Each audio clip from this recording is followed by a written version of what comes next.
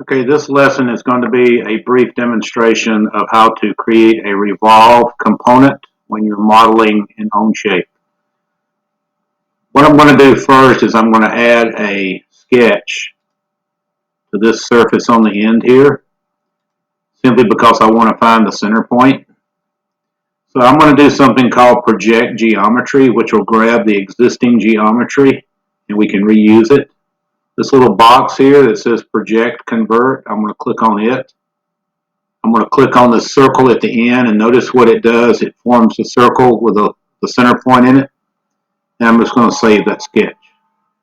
What that does by just creating that empty sketch, it actually gives me this center point here that I can use to do my next sketch with. So now I want to add a little cone shape on the end of this cylinder here. So I'm going to create a new sketch. I'm going to do it on the front plane. I left my front plane turned on so I could see it. I'm going to hit normal. And now you can still see my little point here available to me since I was at the end opposite of the origin. And now I'm going to just use my line tool. I'm going to start at this point. I'm going to draw straight out. Again, there's not really a size here I'm too worried about. I just want to demonstrate the Revolve command.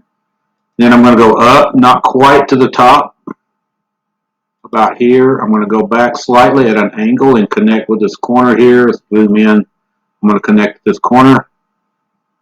And then I'm going to come back to where I started. You have to have a closed shape. It has to turn shaded to let you know it's a closed region so we can actually revolve it.